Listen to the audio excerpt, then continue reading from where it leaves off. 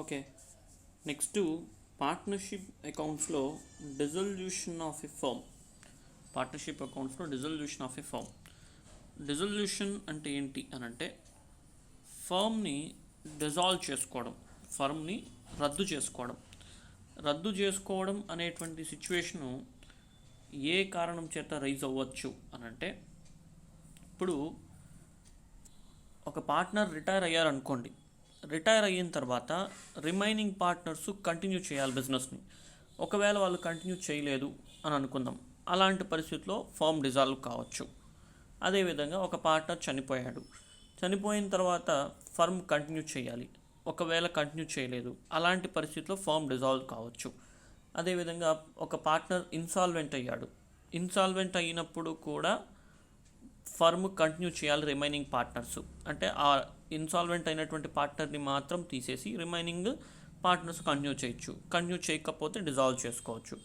అదేవిధంగా ఇంకొక సిచ్యువేషన్ ఏంటంటే, ఇన్ కేస్ ఉన్నటువంటి పార్ట్నర్స్లో ఏదో ఒక పార్ట్నర్కి సాటిస్ఫై కాలేదు, అంటే తను సాటిస్ఫాక్షన్ లేదు, సో రిమైనింగ్ పార్ట్నర్స్ తను చెప్పినట్టుగా కానీ, అంటే తన యొక్క మాటకు విలువ ఇవ్వకపోవడం కానీ, ఇలాంటి ప్రాబ్లమ్స్ ఉన్నాయనుకోండి, అలాంటి పరిస్థితుల్లో అతను నోటీస్ పంపిస్తాడు. సో నోటీస్ పంపించి ఆ ఫర్మ్ని డిజాల్వ్ చేయమని చెప్తాడు. సో అలా కూడా ఫర్మ్ డిజాల్వ్ కావడానికి అవకాశం ఉంది. సో ఇప్పుడు మనకు పార్ట్నర్షిప్ ఫర్మ్లో డిజాల్వ్ ఆఫ్ ఏ పార్ట్నర్షిప్ ఫర్మ్ని మనం అకౌంటెన్సీలో ఎలా కన్సిడర్ చేయాలి అనేటువంటి మనం డిస్కస్ చేద్దాం. We had earlier discussed that when a firm is dissolved, assets are realized, liabilities are paid, and the balance, if any, is distributed among the partners. అంటే దాని అర్థం ఏంటంటే, ఫర్మ్ డిజాల్వ్ అయినప్పుడు అసెట్స్ మొత్తము కూడా సేల్స్ చేయాలి. Realise అంటే sales చేయాలి. సో సేల్స్ చేయాలి. అదేవిధంగా లయబిలిటీస్ మొత్తం పే చేసేయాలన్నమాట. సో లయబిలిటీస్ మొత్తం పే ఆఫ్ చేసేయాలి. అండ్ బ్యాలెన్స్, ఇఫ్ ఎనీ, ఇంకేదైనా బ్యాలెన్స్ ఉంటే అప్పుడు వాటిని డిస్ట్రిబ్యూట్ చేసుకోవాలి పార్ట్నర్స్. అంటే అసెట్స్ అమ్మేసి లయబిలిటీస్ పే చేసి రిమైనింగ్ ఏదైనా ఉంటే దాని పార్ట్నర్స్ తీసుకోవాల్సి వస్తుంది.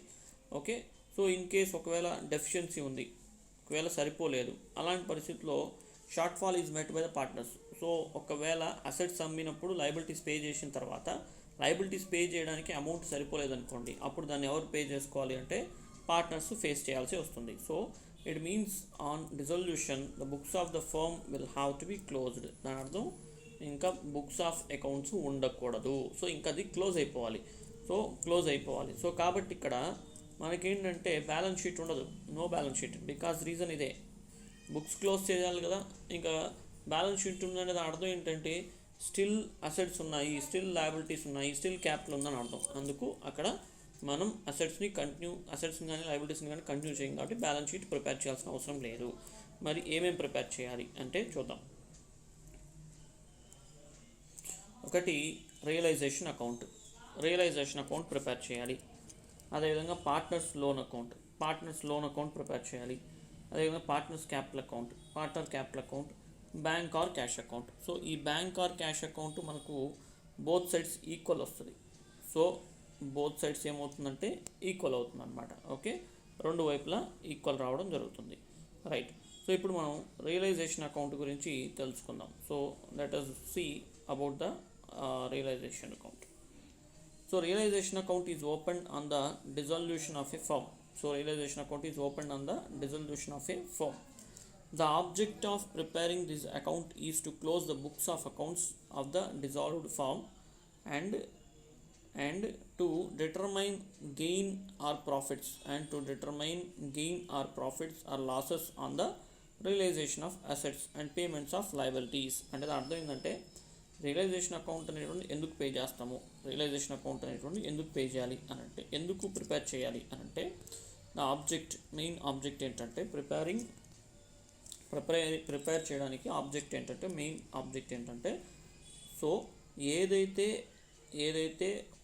ఫర్మ్ డిజాల్వ్ అయినటువంటి ఫర్మ్ ఉంటుందో దాని యొక్క బుక్స్ అనేటువంటి క్లోజ్ చేయడానికి మనం రియలైజేషన్ అకౌంట్ ప్రిపేర్ చేస్తున్నాం. అందులో మనం ఏం చేస్తాం, దాని ద్వారా గెయిన్ వచ్చిందా లాస్ వచ్చిందా అంటే through assets realisation and payment of liabilities, అంటే అసెట్స్ సేల్స్, లయబిలిటీస్ పేమెంట్, దాని ద్వారా మనకు ప్రాఫిట్ వచ్చిందా లాస్ వచ్చిందా కనుక్కోవచ్చు నాన్న. అంటే రియలైజేషన్ అకౌంట్ అనేటువంటి దేనికోసము, sale of asset and payment of liabilities, sale of asset and payment of liabilities. So first చూద్దాం దీనికి ప్రొసీజర్ ఏంటి, జాగ్రత్తగా వినండి. మనకు ప్రొసీజర్ ఏంటి అనేటువంటి చూద్దాం. First one, transfer all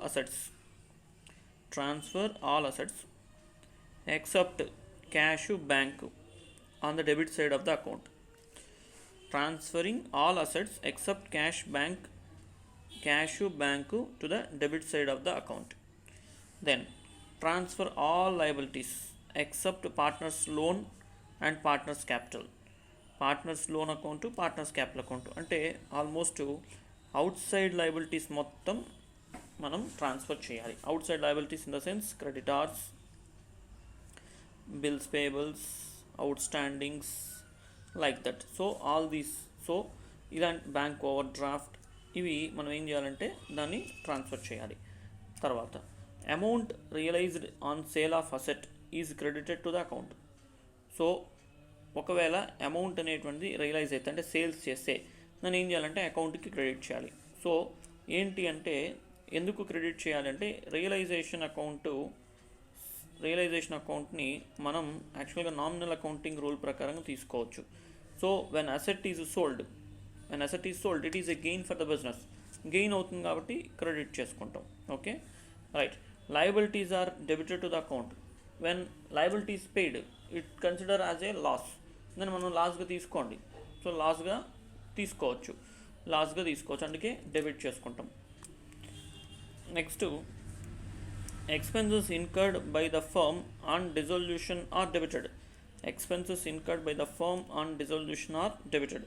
so ఏదైతే ఎక్స్పెన్సెస్ డిజాల్వ్ చేయడానికి ఉన్నటువంటి ఎక్స్పెన్సెస్ పే చేస్తామో, డిజాల్వ్ చేయడానికి ఎక్స్పెన్సెస్ ఏదైతే పే చేస్తామో దాన్ని మనం ఏం చేసుకోవాలంటే డెబిట్ చేసుకోవాలి. ఎందుకంటే ఎక్స్పెన్స్ కాబట్టి దాన్ని మనం ఏం చేస్తామంటే డెబిట్ చేయడం జరుగుతుంది అన్నమాట.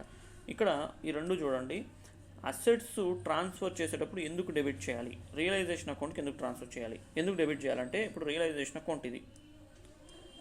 ఇప్పుడు ఇక్కడ ప్రతి అసెట్ కూడా, బిజినెస్లో ఉన్న ప్రతి అసెట్ కూడా డెబిట్ చేసుకోవాలి. రీజన్ ఏంటంటే asset value goes out from the business. Asset value అనేటువంటిది బిజినెస్ నుంచి డిక్రీజ్ అవుతుంది. అంటే మనం అసెట్స్ మొత్తాన్ని రియలైజేషన్ అకౌంట్ ట్రాన్స్ఫర్ చేసుకుంటున్నాం, అసెట్ వాల్యూ మొత్తం డిక్రీజ్ అవుతుంది. అసెట్ వాల్యూ డిక్రీజ్ అవుతుంది అంటే బిజినెస్కి మనకు లాస్గా ట్రీట్ చేయొచ్చా, రీవాల్యుయేషన్ అకౌంట్ ఎట్లా ట్రీట్ చేసినామో ఆ విధంగానే. సో లాస్గా ట్రీట్ చేస్తాం కాబట్టి డెబిట్ చేసుకుంటాం. అదేవిధంగా లయబిలిటీస్ అనేటువంటి ట్రాన్స్ఫర్ చేసేటప్పుడు లయబిలిటీ డిక్రీజ్ అయితే బిజినెస్కి ఏమవుతుంది, గెయిన్ అవుతుంది. సో కాబట్టి దాన్ని ఏం చేయాలంటే బై లయబిలిటీస్ అని క్రెడిట్ చేసుకోవాలి.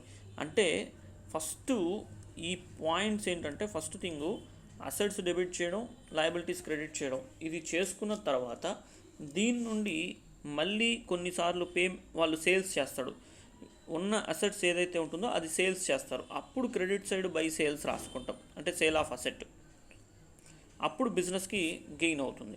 అదే లయబిలిటీస్ పెయిడ్ ఆఫ్ అనుకోండి, లయబిలిటీస్ పే చేసినప్పుడు మళ్ళీ డెబిట్ చేసుకుంటాం టు లయబిలిటీస్, అప్పుడు మనకేమవుతుందంటే లాస్ అవుతుంది. అంటే first thing assets liabilities transfer చేయాలి, చేసిన తర్వాత ఏ అసెట్ అయితే సేల్ చేస్తున్నారో, ఏ లయబిలిటీ అయితే పే చేస్తున్నారో దాన్ని చూసుకోవాల్సి వస్తుంది. లయబిలిటీసు ప్రాబ్లంలో చెప్పినా చెప్పకపోయినా పే ఆఫ్ చేసేయాల్సిందే, పే చేయాల్సిందే, there is no other option, కంపల్సరీగా పే చేసేయడమే. బట్ అసెట్స్ మాత్రం ఎంత వాల్యూకి సేల్ చేసినాడు ఏంటి అనేటువంటి తెలుసుకుంటాం అనమాట. సో దాన్ని బేస్ చేసుకొని ఫాలో అవుతాం. ఓకే, ఇది రియలైజేషన్ అకౌంట్. తర్వాత అందులో ప్రాఫిట్ కానీ లాస్ కానీ వచ్చిందనుకుందాం, ప్రాఫిట్ కానీ లాస్ కానీ వస్తే అప్పుడు క్యాపిటల్ అకౌంట్స్, పార్ట్నర్స్ యొక్క క్యాపిటల్ అకౌంట్స్కి దాన్ని ట్రాన్స్ఫర్ చేయడం జరుగుతుంది in their profit sharing ratio. Next ఇప్పుడు ఎంట్రీస్ చూద్దాం. So first for closing of asset account, asset account close చేయడానికి. So simple entry, realization account debit to various assets, because it is a loss, we can consider it one as a loss. దాన్ని లాస్గా treat చేసుకుంటూ debit చేసుకోండి. Assets value goes down, asset value decrease, credit చేస్తాం. Just like a revaluation account ఎట్లా వేసినామో ఆ విధంగానే అనుకోండి. So when asset value decreases in the business, asset value బిజినెస్లో డిక్రీజ్ అయితే అప్పుడు మనం ఏం చేస్తాము, రియలైజేషన్ అకౌంట్ని డెబిట్ చేయాలి. రియలైజేషన్ అకౌంట్ డెబిట్ చేసి అసెట్ అకౌంట్ని క్రెడిట్ చేసుకోండి. ఎంట్రీ ఇది అంటే asset value decreases credited and realization account debited. Next ఇక్కడ all the recorded assets including goodwill except fictitious assets, cash in hand or bank balance are current account debit balance, capital accounts debit balance of partners are transfer to realisation account are their book values. అంటే ఇక్కడ దాని అర్థం ఏంటంటే book వాల్యూస్తో transfer చేయాలన్న first మనం. Book values అంటే అక్కడ సేల్ చేసిన వాల్యూ కాదు, కాస్ట్ వాల్యూ ఏదైతే ఉంటుందో, అంటే బుక్లో బ్యాలెన్స్ షీట్లో ఏ వాల్యూ అయితే ఉంటుందో లేదా బుక్ వాల్యూ అంటాం. సో బుక్లో ఏదైతే రికార్డ్ కాబడి ఉంటుందో ఆ వాల్యూ అనమాట. సో సేల్స్ వాల్యూ కాదు, సేల్స్ వాల్యూ కాకుండా నార్మల్ బుక్ వాల్యూ మొత్తంతో మనం ట్రాన్స్ఫర్ చేయాలి. సార్ ఏంటి సార్ బుక్ వాల్యూ ఒకటి ఉండి సేల్స్ వాల్యూ ఒకటి ఉంటుందా అంటే ఉంటుందమ్మా, ఉంటుందనా. సో మనం ప్రాబ్లమ్స్లోకి వెళ్ళేటప్పుడు చూద్దాం. అండ్ ఇక్కడ మీరు గుర్తుపెట్టుకోవాల్సింది ఫిక్టీషియస్ అసెట్స్ని ట్రాన్స్ఫర్ చేయకూడదు. సో ఇక్కడ ఫిక్టీషియస్ అసెట్స్ ఏదైతే ఉన్నాయో ఆ ఫిక్టీషియస్ అసెట్స్ని మాత్రం మనం ట్రాన్స్ఫర్ చేయకూడదు.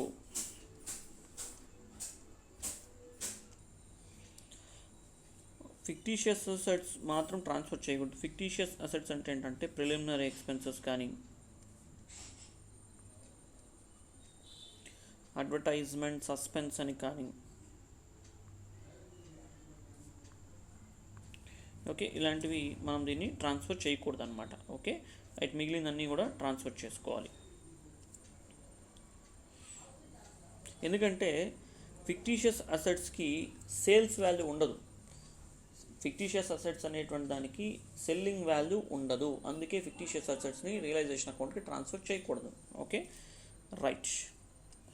నెక్స్ట్ తర్వాత treatment of provision against an asset. అంటే చూడండి జాగ్రత్తగానండి. When an asset is transferred to the realization account, its corresponding provision or reserve appearing on the liabilities side of the balance sheet is also transferred to realization account. For example, investments appear on the asset side of the balance sheet while investments fluctuation reserve appears on the liability side of the balance sheet. అంటే మనకు ఒక అసెట్కి సంబంధించి provision కానీ లేదా reserve కానీ ఉంటుంది. ఒక అసెట్కి సంబంధించి ప్రొవిజన్ కానీ లేదా రిజర్వ్ కానీ ఉంటుంది. అలాంటి పరిస్థితిలో అర్థం చేసుకోండి, సో ప్రొవిజన్ కానీ రిజర్వ్ కానీ ఉన్నప్పుడు అలాంటి సిచ్యువేషన్లో మనం ఏం చేయాలి అంటే, అలాంటి పరిస్థితుల్లో ఇక్కడ అలాంటి సిచ్యువేషన్స్లో రెండు కూడా అసెట్టు అదేవిధంగా దానికి రిలేటెడ్ ప్రొవిజన్ ఈ రెండు కూడా రియలైజేషన్ అకౌంట్కి ట్రాన్స్ఫర్ చేయాలి. సో ఇప్పుడు మనకు ఇక్కడ ఇన్వెస్ట్మెంట్ ఫ్లక్చుయేషన్ రిజర్వ్ రెండు ఉన్నాయనుకుందాం. అప్పుడు ఈ రెండు కూడా ట్రాన్స్ఫర్ చేయాలి. సో ఫస్ట్ ఇన్వెస్ట్మెంట్ అనుకుందాం. So realization account debit investment అకౌంట్గా తీసుకోవాలి. రియలైజేషన్ అకౌంట్ డెబిట్ ఇన్వెస్ట్మెంట్, ఎందుకంటే రియలైజేషన్ అకౌంట్కి అది loss and investment decreases. So loss debit side goes out credit side, decrease credit side. అదేవిధంగా ఫ్లక్చుయేషన్ రిజర్వ్ ఉంటుంది. So investment fluctuation reserve liability కదా. ఇప్పుడు ఆ లయబిలిటీ కూడా ట్రాన్స్ఫర్ చేస్తున్నాం. సో ఎక్కడికి, రియలైజేషన్ అకౌంట్కి. సో క్రెడిట్ బ్యాలెన్స్ ఉన్నటువంటి రిజర్వ్ని ట్రాన్స్ఫర్ చేస్తున్నాం కాబట్టి మనం ఏం చేయాలంటే డెబిట్ సైడ్ తీసుకోవాలి. So investment fluctuation reserve account debit to realisation account, debit to realisation account అనమాట. ఓకే, టు రియలైజేషన్ అకౌంట్, ఇలా మనం దాన్ని తీసుకోవాల్సి వస్తుంది. రైట్. నెక్స్ట్ అదేవిధంగా ఇంకొక example, another example is if debtors in the balance sheet appear at 45,000. If debtors in the balance sheet appears at rupees 45,000 after okay, అదేవిధంగా ఇంకొక ఎగ్జాంపుల్ చూద్దాం. సో డెటార్స్ బ్యాలెన్స్ షీట్లో ఉందనుకుందాం 45,000. After provision for doubtful debts 5,000 అనుకుందాం. అంటే total amount ఎంత? 50,000. 45, 50, so టోటల్గా 50,000. So ఇప్పుడు మనం ఎట్లా తీసుకోవాలి అని అంటే, gross amount of debtors is transferred to the debit side of the realization account. అంటే రియలైజేషన్ అకౌంట్కి ఎంత ట్రాన్స్ఫర్ చేయాలంటే 50,000 రూపీస్ ట్రాన్స్ఫర్ చేయాలి. So realization account debit to debtors account. తర్వాత 5,000 రూపీస్ వచ్చి ప్రొవిజన్స్. ఈ ప్రొవిజన్స్ని so provision for doubtful debts account debit to realization అకౌంట్గా 5,000 రూపీస్ మాత్రం ట్రాన్స్ఫర్ చేయాలి. ఓకే, సో ఇలా ఈ రిజర్వ్స్ అదేవిధంగా అసెట్ వాల్యూ, సో రెండు కూడా తీసుకోవాల్సి వస్తుంది. సో జాగ్రత్తగా ఇది గుర్తుపెట్టుకోండి, ఈ పాయింట్ గుర్తుపెట్టుకోండి, రెండు యాడ్ చేసుకొని తీసుకోవాలి. సో 45,000 ప్లస్ 5,000, సో 45,000 ప్లస్ 5,000 రెండు తీసుకోండి. Okay, right.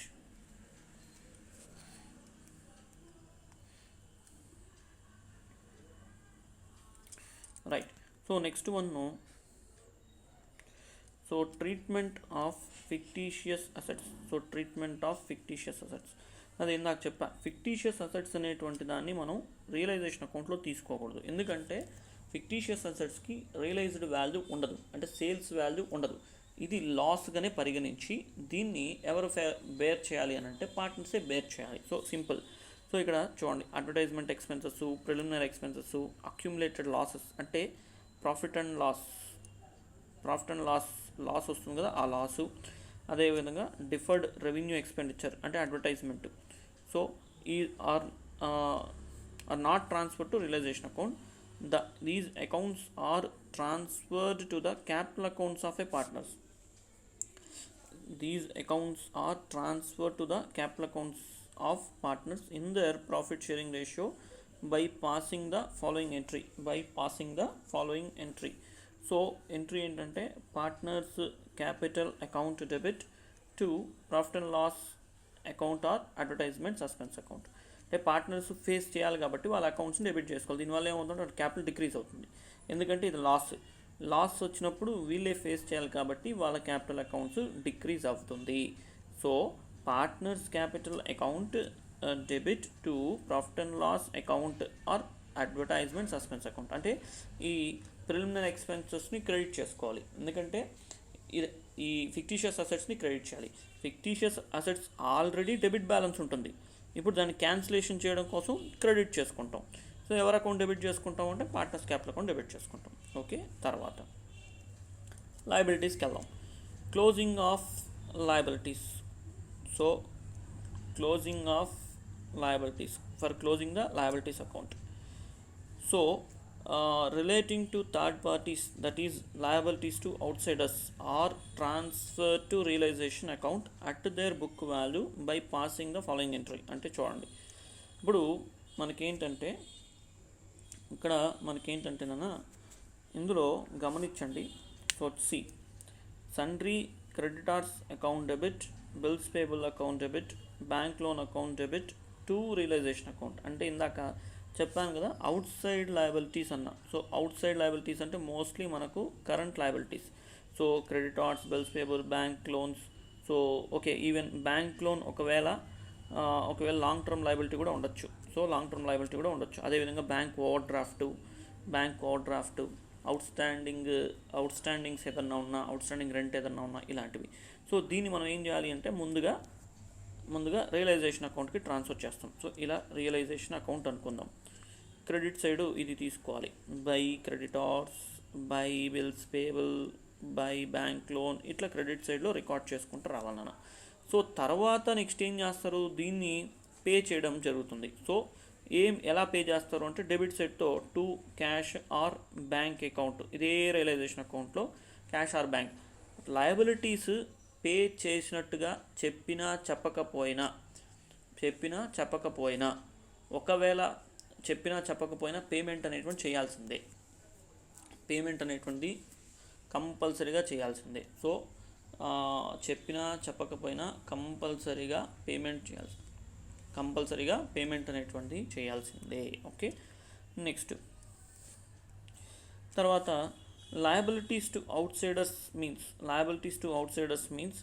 liabilities which the firm has to pay outsiders such as creditors, bills payable, bank overdraft, employees provident fund, loan of partners spouse etc. So ఇప్పుడు ఇక్కడ liabilities out Zydus అంటే ఏవే ఉన్నాయి అనేటువంటి ఇచ్చారు. Okay, ఇవన్నీ కూడా ఎంప్లాయీస్ ప్రావిడెంట్ ఫండ్ కూడా. ఓకే, ఎంప్లాయీస్ ప్రావిడెంట్ ఫండ్ కూడా రైట్. సో మీరు ఒకసారి దీన్ని కూడా ఈ పాయింట్స్ చదువుకోండి. ఇకపోతే మనకు ఆ డిఫరెన్షియేషన్ డిఫరెన్షియేషన్ ఏం చేస్తామంటే రియలైజేషన్ అకౌంట్లో వచ్చేటువంటి డిఫరెన్షియేషన్ని ఈ పార్ట్నర్స్ క్యాపిటల్ అకౌంట్కే ట్రాన్స్ఫర్ చేస్తాం నేరుగా. ఎట్లయితే రీవాల్యుయేషన్ అకౌంట్లో డిఫరెన్షియేషన్ని ట్రాన్స్ఫర్ చేస్తామో అదేవిధంగానే పార్ట్నర్స్ క్యాపిటల్ అకౌంట్ ట్రాన్స్ఫర్ చేస్తాం. సో నేను ఒక్కసారి రియలైజేషన్ అకౌంట్ని ఒక్కసారి గ్లాన్స్గా చెప్పేస్తాను, వినండి. సో ఫస్ట్ డెబిట్ వైపు అసెట్స్ అన్ని డెబిట్ చేసుకోవాలి. ఎందుకంటే మనకు ఇది నామినల్ అకౌంటింగ్ రూల్ ప్రకారంగా కన్సిడర్ చేసుకోండి. అసెట్ వాల్యూ డిక్రీజ్ అయిందనుకోండి, బిజినెస్కి లాస్ అనుకోండి, డెబిట్ చేసుకోండి. తర్వాత current liabilities, out side liabilities ఏదైతే ఉంటుందో దాన్ని క్రెడిట్ చేసుకోండి. బై అవుట్ సైడ్ లయబిలిటీస్ అవన్నీ క్రెడిట్ చేసుకోండి. సో క్రెడిట్ ఎందుకు చేస్తున్నాం అంటే లయబిలిటీస్ని ట్రాన్స్ఫర్ చేస్తున్నాం, ఎక్కడికి రియలైజేషన్ అకౌంట్కి ట్రాన్స్ఫర్ చేస్తున్నాం. సో దీనివల్ల లయబిలిటీస్ డిక్రీజ్ అవుతుంది. లయబిలిటీ డిక్రీజ్ అయితే బిజినెస్కి గెయిన్ అనుకొని క్రెడిట్ చేసుకోండి. తర్వాత నెక్స్ట్ అసెట్స్ సేల్ చేస్తారు. So by bank account, assets sale చేసినప్పుడు అక్కడ ఏమవుతుందంటే బిజినెస్కి గెయిన్ అవుతుంది, అందుకు క్రెడిట్ చేస్తాం, ఇన్కమ్గా తీసుకోండి. యాక్చువల్గా ఏంటంటే సార్ అసెట్స్ అన్ని డిక్రీజ్ అయిపోయింది కదా మళ్ళీ సేల్స్ చేయడం ఏంటి అంటే యాక్చువల్గా మనం రియలైజేషన్ అకౌంట్లోకి అసెట్స్ లయబిలిటీస్ ట్రాన్స్ఫర్ చేసి పెట్టున్నాం.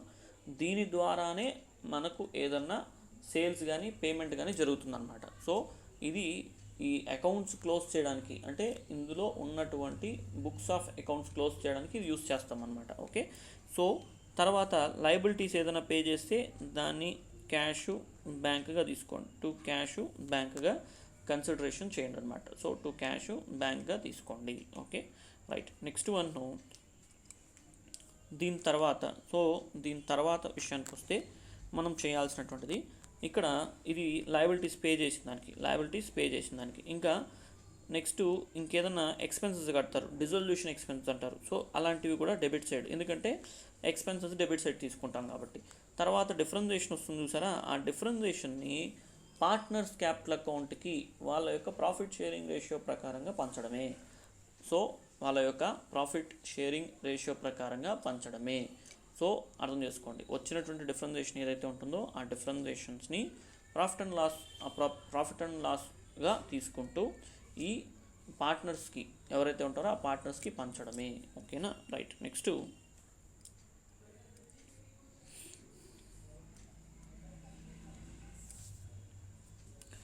వర్క్మ్యాన్ compensation reserve. So workman compensation reserve గురించి చూద్దాం.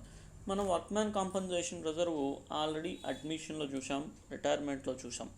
సో అడ్మిషన్ రిటైర్మెంట్లో ఏ విధంగా అయితే మనకు liability workman compensation liability is equal to workman compensation reserve, workman liability is more than the reserve, workman liability is less than the reserve ఎలా అయితే ఉన్నిందో and no liability ఎలా అయితే ఉన్నిందో అదేవిధంగా ఇక్కడ కూడా సిచ్యువేషన్స్ రావడం జరుగుతుంది. సో దీన్ని ఎలా తీసుకోవాలి, ఫస్ట్ రిజర్వ్ ఓన్లీ ఉంది. So no liability against workman compensation reserve. So ఎటువంటి లయబిలిటీ లేదనుకుందాం, వర్క్మ్యాన్ కాంపెన్సేషన్ రిజర్వ్కి సంబంధించి ఎటువంటి లయబిలిటీ లేదనుకోండి, కేవలం రిజర్వ్ మాత్రమే ఉంది, లయబిలిటీ అనేటువంటి ఏమీ లేదు. అలాంటి పరిస్థితుల్లో ఏం చేయాలి అని అంటే మొత్తం రిజర్వ్ ఏదైతే ఉంటుందో ఆ మొత్తం రిజర్వ్ని పార్ట్నర్స్ క్యాపిటల్ అకౌంట్ పంపించాలి. ఎందుకంటే అది రిజర్వ్, ఇది వర్క్మ్యాన్ కాంపెన్సేషన్ రిజర్వ్ ప్రాఫిట్లో నుంచి తీసుకుంటారు కాబట్టి దీన్ని మొత్తాన్ని ఏం చేస్తాము అంటే workman compensation reserve account debit partners capital account. So మనం ఎట్లయితే అక్కడ పార్ట్నర్షిప్ అడ్మిషన్లో చేసామో అదేవిధంగానే ఇక్కడ కూడా. Next amount of liability is less than the amount of workman compensation reserve. అంటే దాని అర్థం ఏంటంటే ఇప్పుడు రిజర్వ్ వచ్చి వర్క్మ్యాన్ కాంపెన్సేషన్ రిజర్వ్ వచ్చి 10,000 ఉందనుకుందాం, మనకు అడ్జస్ట్మెంట్లో వర్క్మ్యాన్ లయబిలిటీ విషయానికి వస్తే 8,000 ఉందనుకుందాం. ఇప్పుడు మనకు రిజర్వ్ ఎక్కువ ఉంది కదా, ఇప్పుడు దీన్ని ఎట్లా చేయాలి అని అంటే ఈ 8,000 అమౌంట్ని రియలైజేషన్ అకౌంట్ పంపించాలి. 8,000 అమౌంట్ని రియలైజేషన్ అకౌంట్ పంపించాలి. తర్వాత రిజర్వ్ మొత్తాన్ని కూడా డెబిట్ చేసుకోవాలి, ఎందుకంటే రిజర్వ్ మొత్తం డిక్రీజ్ అయిపోతుంది. డిక్రీజ్ అయిపోయిన తర్వాత ఆ 10,000లో నుంచి 8,000 లయబిలిటీ పే చేయడానికి యూస్ చేస్తారు. మిగిలిన 2,000 పార్ట్నర్స్ క్యాపిటల్ అకౌంట్కి ట్రాన్స్ఫర్ చేయాలి. మిగిలిన 2,000 దేనికి ట్రాన్స్ఫర్ చేయాలంటే పార్ట్నర్స్ క్యాపిటల్ అకౌంట్కి ట్రాన్స్ఫర్ చేయాల్సి వస్తుంది. రైట్. నెక్స్ట్ అదేవిధంగా ఇప్పుడు లయబిలిటీ ఏమో ఈక్వల్గా ఉందనుకుందాం. సో దేంతో? వర్క్ మ్యాన్ కాంపెన్సేషన్ రిజర్వ్తో. సింపుల్. అప్పుడు రిజర్వ్ డెబిట్ చేసి రియలైజేషన్ క్రెడిట్ చేయాలి. సో రిజర్వ్ టోటల్గా ఇప్పుడు 10,000 రిజర్వ్ ఉంది, 10,000 లయబిలిటీ ఉందనుకుందాం. 10,000 రిజర్వ్, 10,000 లయబిలిటీ ఉందనుకున్నాం. సో అప్పుడు రిజర్వ్ని డెబిట్ చేయాలి, అదేవిధంగా రియలైజేషన్ అకౌంట్ క్రెడిట్ చేయాలి. సో రిజర్వ్ డిక్రీజ్ అవుతుంది, లయబిలిటీ క్రెడిట్ అవుతుంది. సో లయబిలిటీని మనం రియలైజేషన్ అకౌంట్తో క్రెడిట్ చేసుకుంటాం. తర్వాత amount of liabilities more than the amount of workman compensation reserve. అప్పుడు అక్కడ ఏం చేయాలి అని అంటే workman same with liability వాల్యూతో చూడండి. Amount of liabilities more than the amount of workman compensation reserve, the total amount of reserve is transferred.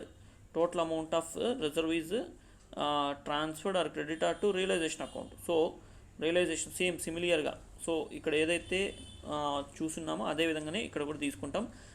అడిషనల్గా liability ఏదైతే ఉంటుందో ఆ అడిషనల్ లయబిలిటీ అమౌంట్ ఇంకా రియలైజేషన్ అకౌంట్లో నుంచే పే చేయడం జరుగుతుంది. అంటే దాని అర్థం ఇప్పుడు అమౌంట్ ఆఫ్ లయబిలిటీ వచ్చి 10,000 అనుకుందాం, ఉన్న రిజర్వ్ ఏమో 8,000 అనుకుందాం. అంటే ఇప్పుడు ఏం చేస్తారు, మొత్తం 8,000 రియలైజేషన్ అకౌంట్ ట్రాన్స్ఫర్ చేస్తాం. ఎక్సెస్గా 2,000 ఉంటుంది చూసారా, ఆ 2,000 అమౌంట్ కూడా మనం రియలైజేషన్ అకౌంట్ ద్వారానే పే చేయడం జరుగుతుంది అనమాట. Okay, right. So just like creditors transfer చేసాం కదా, ఆ విధంగా ఇవి నాన్న. Okay, right.